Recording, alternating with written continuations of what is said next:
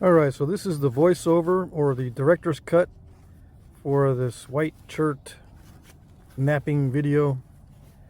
I believe this is Keokuk, but it could be K County Chert or something similar. I was given this at the Knapping, the last one I went to. A very generous gift, and I believe I promised to do this on video, so I'm going to do most of this white Chert on video.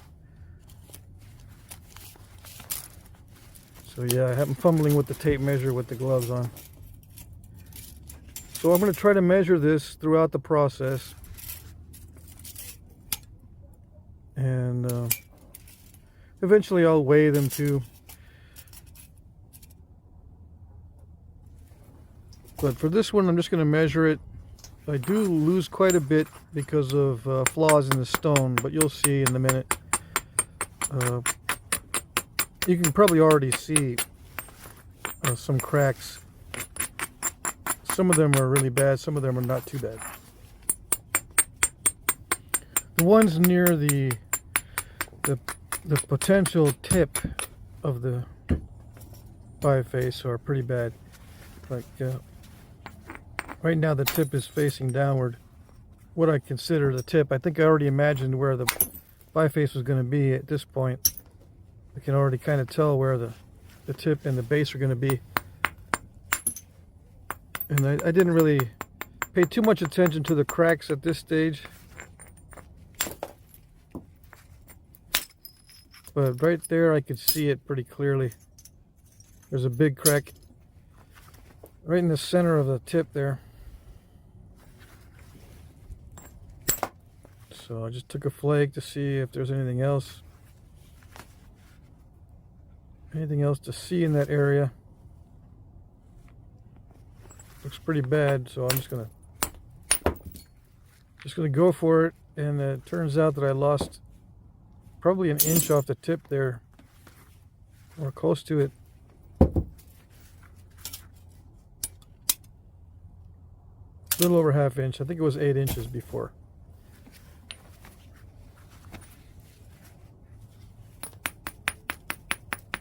I'm going to be doing mostly billet work.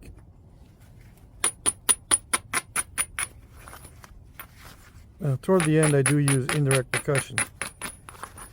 So I'm just going to abrade around the edges. That's the first step in most of these. You don't have to take that first step at this stage. You can knap without abrading the edges at this stage. But this stuff, it's already feeling really crush prone, and it feels raw, although it could be heat treated. I'm not an expert at this stuff. A lot of these stones from the Midwest I don't have all that much experience with. I do like it though. It will cooperate if I just prepare the edges well and look for,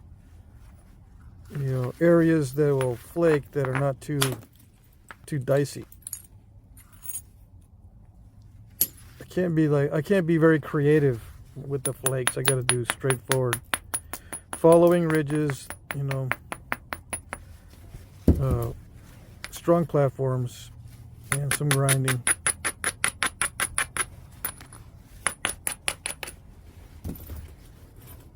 Sometimes I can be creative and produce really long flakes, or flakes that widen out and cover large areas. That one is not too bad. Like this one covered a large area. But it was pretty straightforward. If you look on the back, there's a nice ridge on there.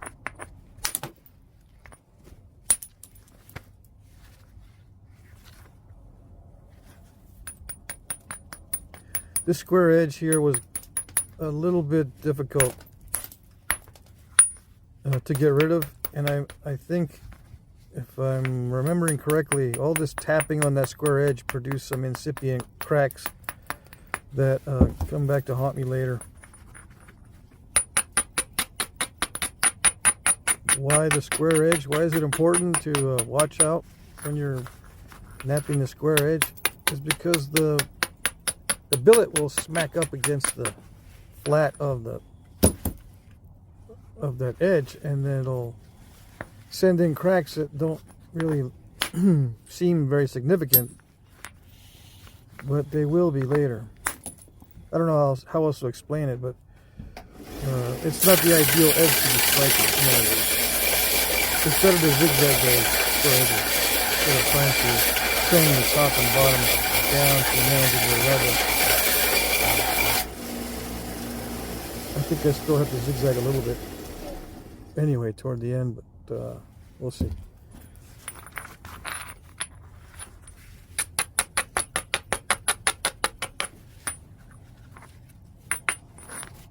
Yeah, I need to use the grinder the sander to grind my billet flat.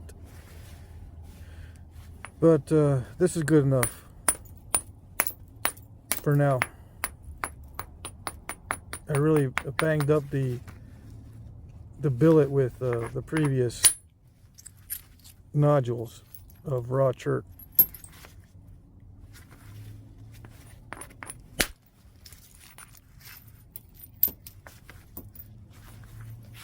So I guess I did, well, let me see. I did not zigzag that square edge. I just hit above center line. Okay. One of these edges gives me trouble later on.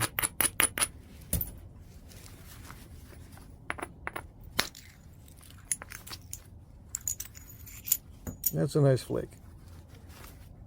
And I attribute it to the flatness of the billet. Yep. You got to remove these flakes on the slide. It produces longer flakes.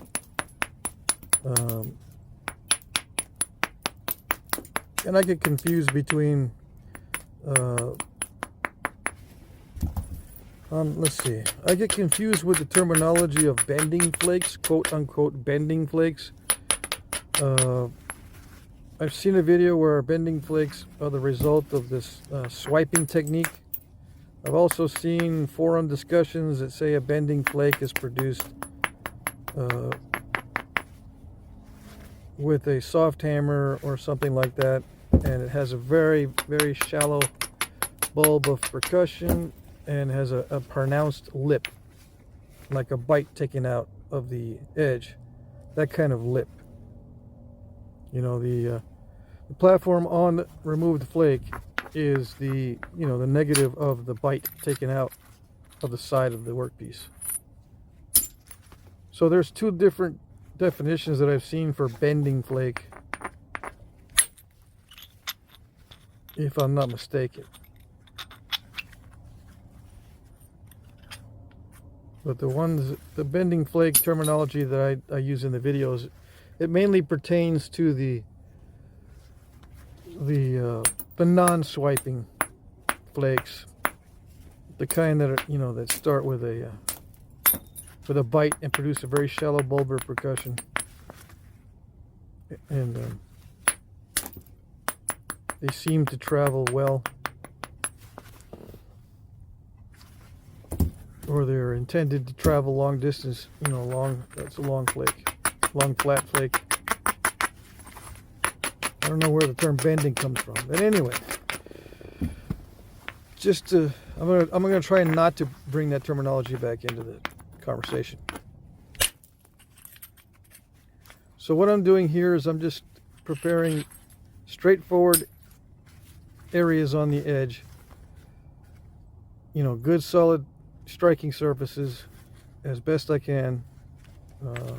I am preparing about the same number of platforms as I am hitting them opportunistically. Like that one there, I took off a little too much, so I've got a very pronounced ridge now that it's going to give me trouble in a minute. It doesn't seem too bad, but very pronounced ridges at the base sometimes are very difficult to remove without snapping the whole thing.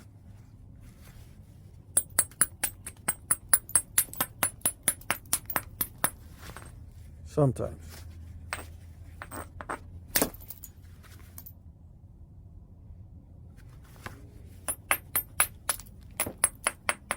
It is kind of good to have a pronounced ridge, but if it's way too large, you know, if it approaches turtleback status, then it'll get you into trouble.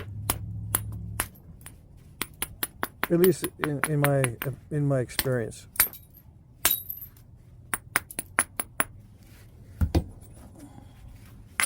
So that's why I'm kind of leaving it really thick in the middle right now. I'm working on the ends. I'm really using a lot of force. I'll be using even more force here in a minute. Some of the hardest blows are coming up.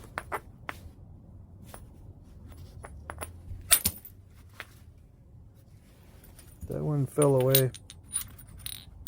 Yeah, I'm going to be trying for these thinning flakes, the ones that go halfway or more across. That one I think went halfway. But there's an island developing. It's not too bad at this stage. Yeah, that one hurt. I had incipient cracks in there, and I took off way too much. But it sets me up to remove a big flake. You'll see here in a minute.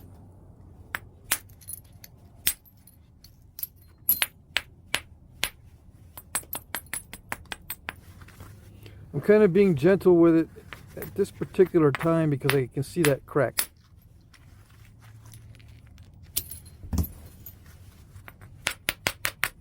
But I'm going to hit it really hard here in a minute.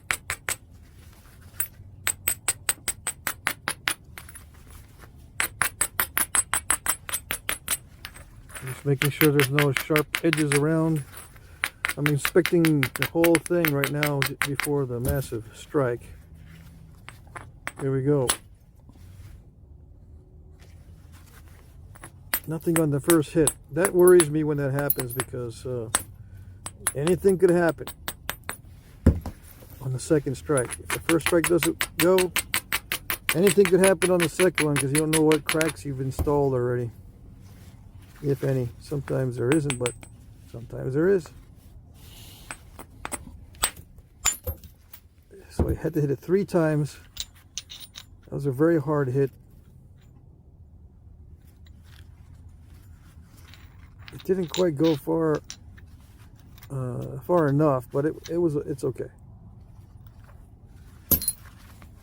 Yeah, I figured it would go a lot further with such a big old platform or a big old striking area.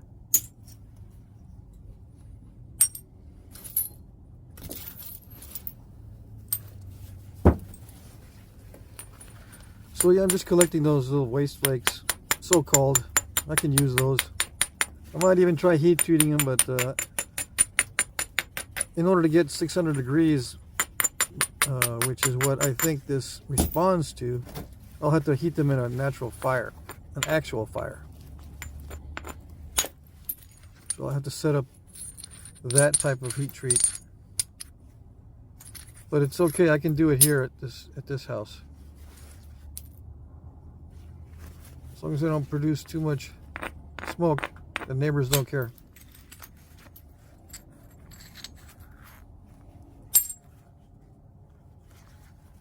That was a nice flake. Some of these flakes are coming off well.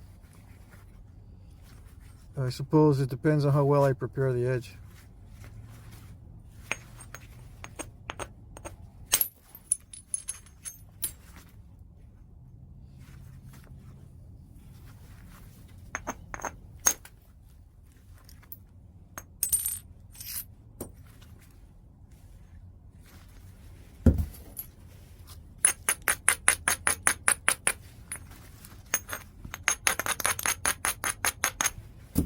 Yeah, this material grinds down really well, so I don't have to spend a lot of time doing it. And that was a nice flake. I can use that for sure later on for a nice true arrow point. Now I can see the crack really well now. I gotta remove most of that area, if not all of it. I can't leave much. Sometimes I can leave a little bit of a crack in there, but If it's going to be really, really thin, I can't have any cracks at all. Falling asleep watching my own video. That's not good. Yeah, this is a voiceover.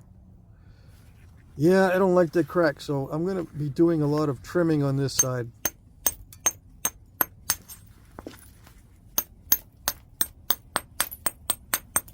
Trim, trim, trim. I think I'm getting past it. Starting to get past the crack. You know, it doesn't go, fortunately, it doesn't go too deep.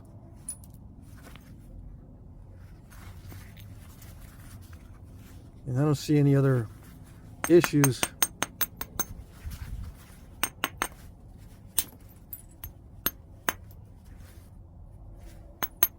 Just the steppiness of this particular material.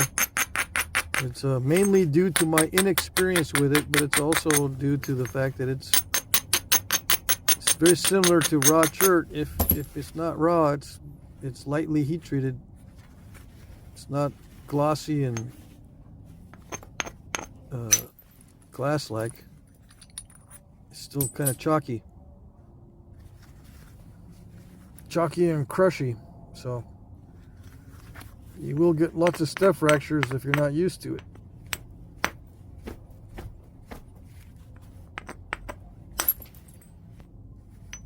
I talked about step fractures in the other videos recently because I had a question. Someone asked me to go over step fractures in detail, how to avoid them and so forth. It's a very, very difficult subject to teach. I had to spend an entire year, I've told this story many times, I had to spend an entire year learning how to avoid step fractures because there really wasn't anything on the internet that covered it.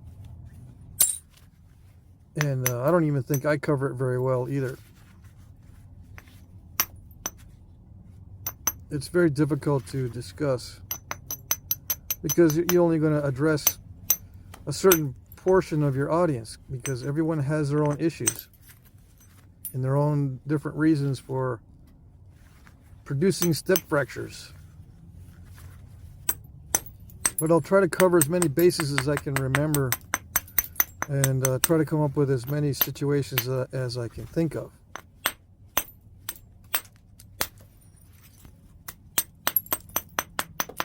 And in the previous video, if I sounded snarky about discussing step fractures and if I sounded evasive or like I didn't really want to discuss a topic, it's just because it's kind of frustrating. I'm not even sure I understand this subject very well. All I know is that I can't expect too much with too little to work with. So I had to back off a little bit. In order to avoid step fractures, I have to back off. And sometimes I don't care. Like right there, I have a series of step fractures, but I don't care. I think I can remove them later. That's what I'm thinking right now. Eventually I do, right? But the strategy is not so good sometimes. You can remove them many times, but in some cases, they stay there. You just can't get to them. But this piece is thick enough that I can drive flakes into that area later on if I want to remove those. And I do think about that when I'm knapping. I'm not too worried about step fractures near the beginning, but as it gets closer and closer to the finished state, that's when it becomes very important. Very important that I don't try to bite off more than I can chew. I don't try to do too much with the tools. It's best to go a little thicker and have a clean surface than thin with step fractures.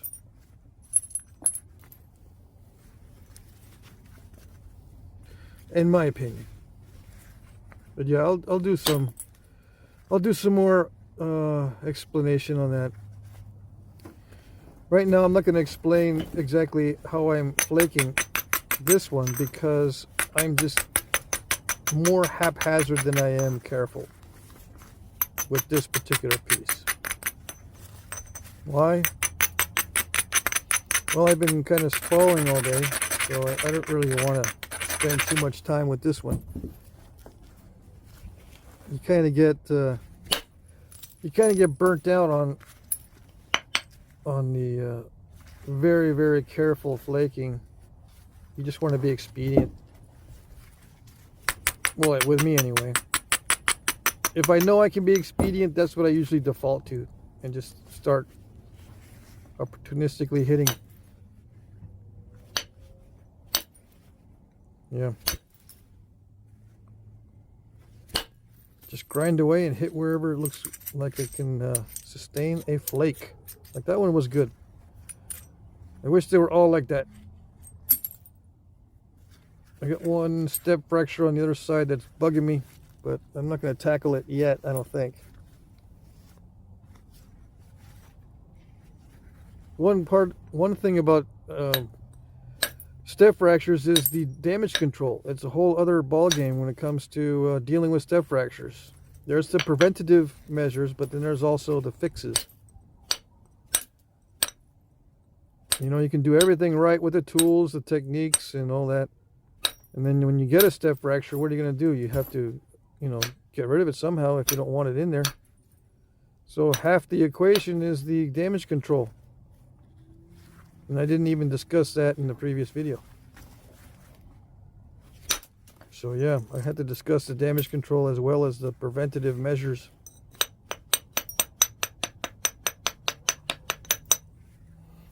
And yeah, there's definite strategies and tactics involved in removing step fractures. There's little persnickety details, and then there's overall techniques.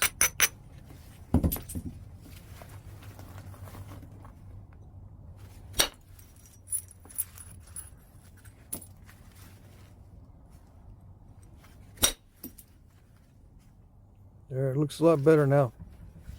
A few key strikes in key areas can really improve the look of the biface.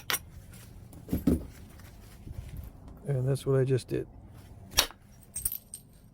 Yep, a few key strikes and I'm a lot happier with it now.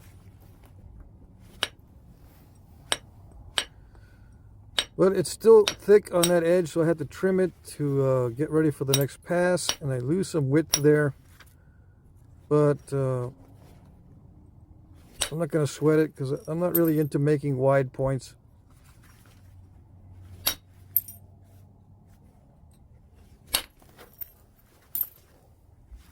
Although I'll probably have to discuss how to make wide points soon enough in the future. I'm going to have to make a bigger indirect percussion flaker. Oh yes. And I had to modify the mallet too. Or I have to get a different material or something. This one is not quite heavy enough to generate the power I need to make really long flakes on a really wide biface. And you might say, I thought you were not going to do big bifaces anymore. Well, I'm going to make exceptions once in a while. But it'll be at random. I'm not going to go out and purchase a box of big old pieces just to do one video on how to do a wide biface. I'm going to wait until I can either find stone on my own or receive a gift like this one. Or maybe I'll get some stone on discount from someone who just wants to get rid of stone. I'm not going to do like I did last summer and spend all my money on buying rocks that I could have spent on other things that would probably be more productive.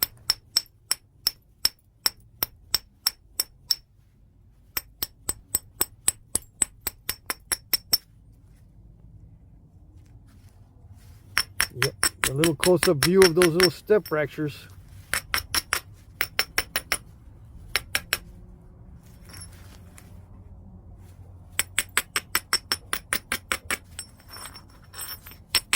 starting to get a little bit narrow.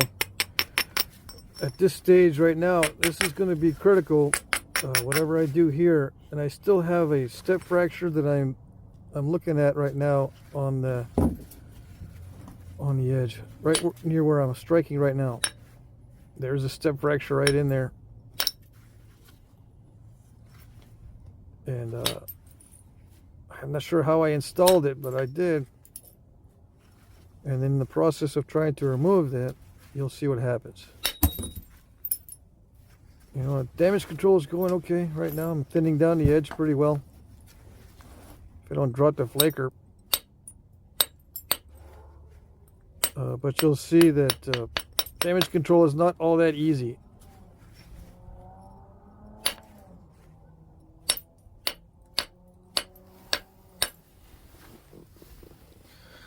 So yeah, learning how to avoid step fractures is not only the preventative measures, gotta fix them.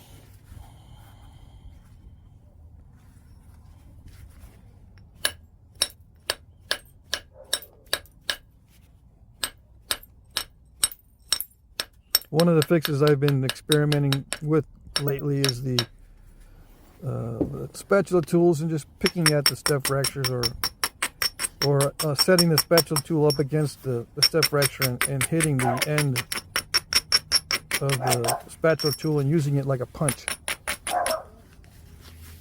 to punch away the material behind the step fracture. It does work, but it's risky because sometimes those flakes will dive. You know, you hit the front of the step fracture and that resulting flake may dive into the piece and break it, cut it in half, or take a tip off or something.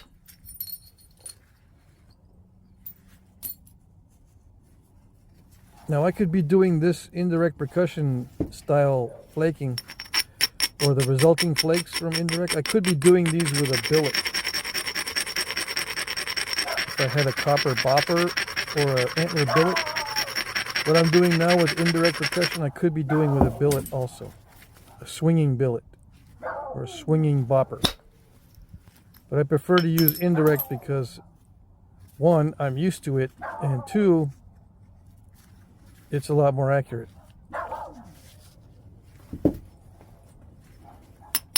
But I can tell in this video, and I could tell while working on this piece of stone, that my punch is not quite large enough, and the mallet started to reach its limit of what it can do when sending large flakes. I could use metal on metal, you know, use the aluminum billet to hit the aluminum flaker, and that would drive the flakes a little bit further. But I don't really like using that method because sometimes it's way too aggressive and I overshoot or take a big bite out of the edge. But see, a step fracture like that, if I had used a larger or heavier mallet, it probably would have gone the first time. You know, probably could have terminated without that step fracture.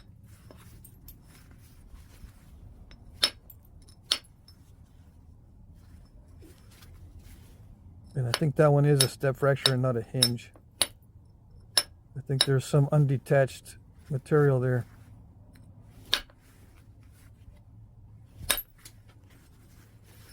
So I take it from the side trying to weaken it, but I don't think I did much good. I don't know.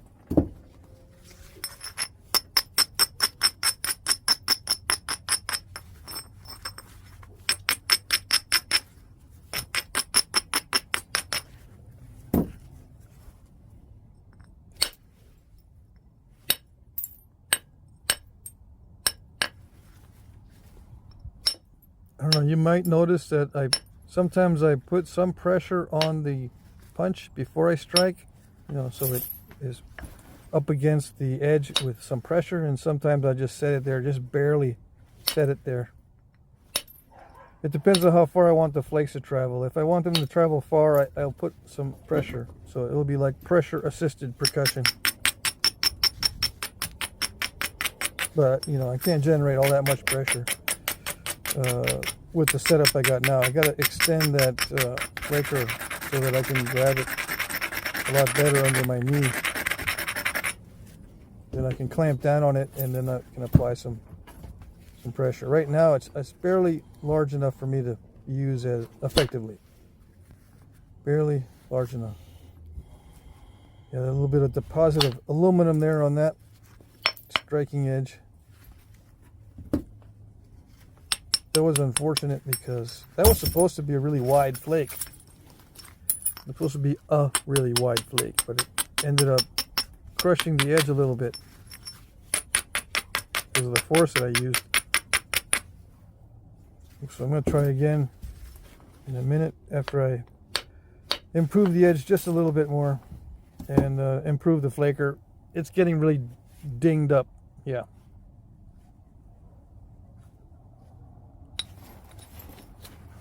So yeah, if you were expecting a really quiet video, not this one. I'll do another video where it's really silent. When I finish up that Flint Ridge point, I think I'm going to make a E-notch point with that Flint Ridge biface. But I'll do that in the car so everything's nice and quiet, and I won't bring my sander to disrupt the vibe. Yeah, that crack's almost gone, which is good. Got to be careful though, because I am trying to do some damage control down there. Yeah, this is when I install a step fracture, trying to do damage control up here near the tip. I'm thinking, might as well do some damage control up here in the tip too. At the same time, I'm trying to do some at the bottom. But as luck would have it, I installed a really bad step fracture.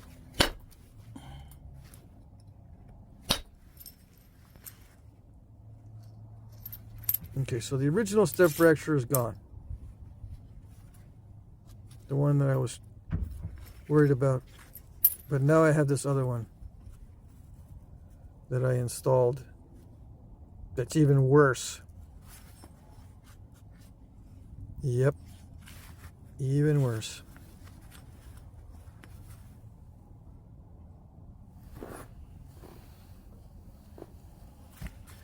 So I'm looking at it.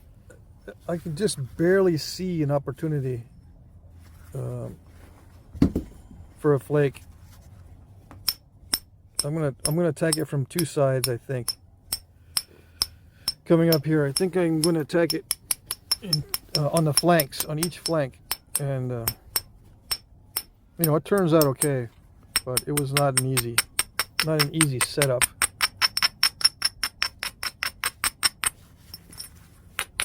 So yeah, I'm all distracted now by this.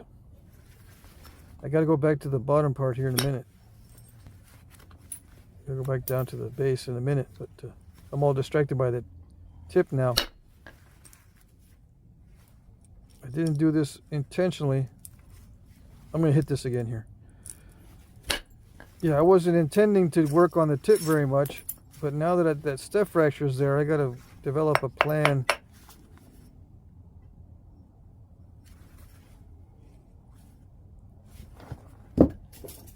Yep, gotta develop a strategy.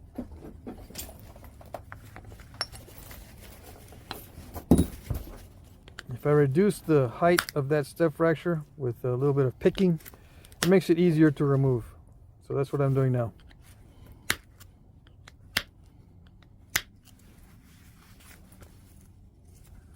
It makes it a little flatter. It looks more like a smooth surface, so it's going to fool the flakes that I'm going to send in, so to speak. Yep, I'm going to sneak up on it.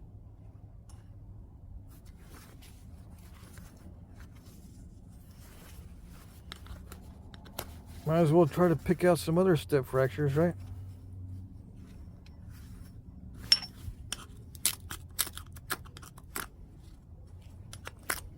Yeah, I quit doing this really fast, really quick, because I could see I'm putting metal marks in there.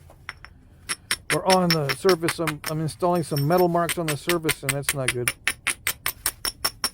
One of the things I hate doing is damage control on metal marks, trying to get rid of, you know, streaks of metal on the surface that are installed by accident or trying to pick out some step fractures. So yeah, a lot of abrading, a lot of abrader preparation work. When I was cleaning up tonight, I saw a lot of abrader dust from the abrader down on the cloth.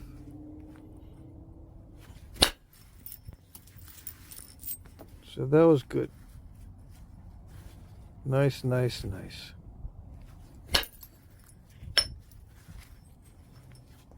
But you know, can't win them all. That's what I say when I get a step fracture like that. And that one is a step fracture because it's partially undetached.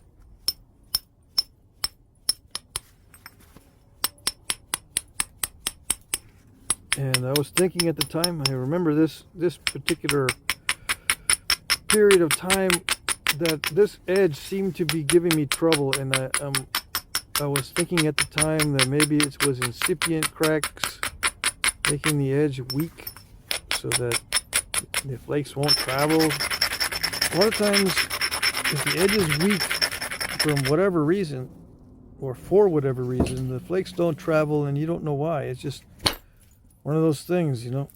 There might be an incipient crack in there preventing the platform from being strong. There could be other issues with the stone. Maybe you stressed it a lot. That is kind of controversial. If you know, some people think that if you hit it too often or hit it too much, you're actually stressing the stone, and it just kind of makes it quirky. So when you try to go to thin it down, it doesn't work. I think there might be some truth to that, but I think that it's not proven, so it's controversial.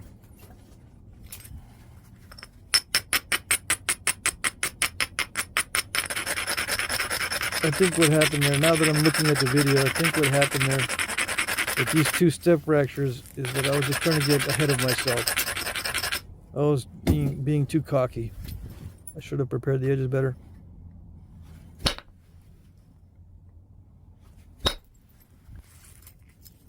So yeah, that took off a lot of material from the surface, and it got most of that step fracture. You know, in other words, it took care of a lump and a step. Very nice. And I could have done that before if I had just prepared the edge better. So upon review, the verdict is I didn't prepare the edge well enough. Yeah.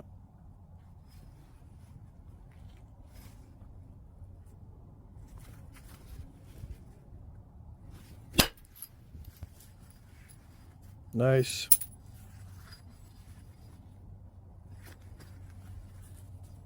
Still a little steppy on the termination, but I'll take it. I'll take it. Now I'm just doing some cleanup flakes. Hopefully they'll clean it up. I missed a little bit. There's still some on the tip side. Yeah, right there.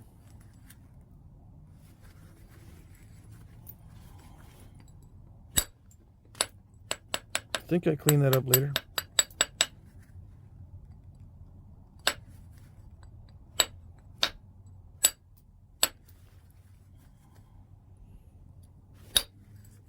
Yeah, I'm winding down here, so at this stage I'm just looking at the symmetry going, it's not very symmetrical. I don't know what I'm going to do. I really don't want to remove too much more because I'm just going to offer this as a biface during the auction. I'm not going to trim it down and thin it down. I don't really have time. Ran out of time again.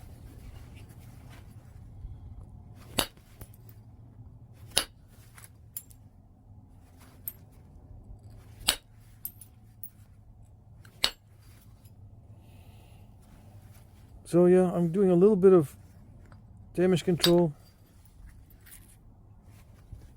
I see some areas that are lumpy, so I can attack those. Not too much longer though. I don't want to install any more step fractures, so I'm going to quit here in a second.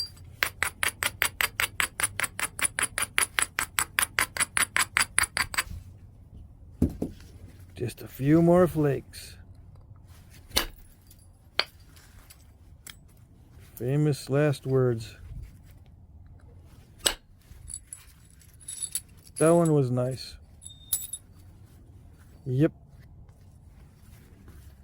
It does cooperate sometimes.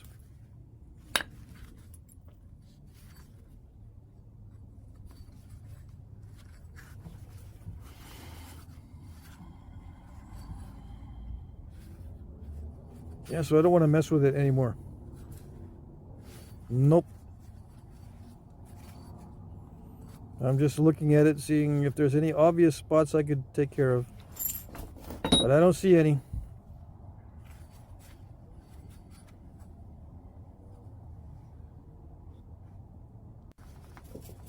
Yeah, I forgot to measure it, so I just tacked on this little segment on the end.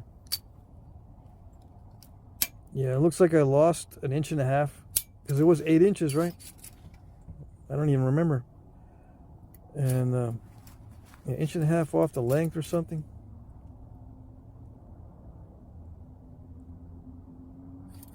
Maybe 1 inch off the width. I don't know. I wasn't keeping track. I'll let you guys keep track. Alrighty, that's it.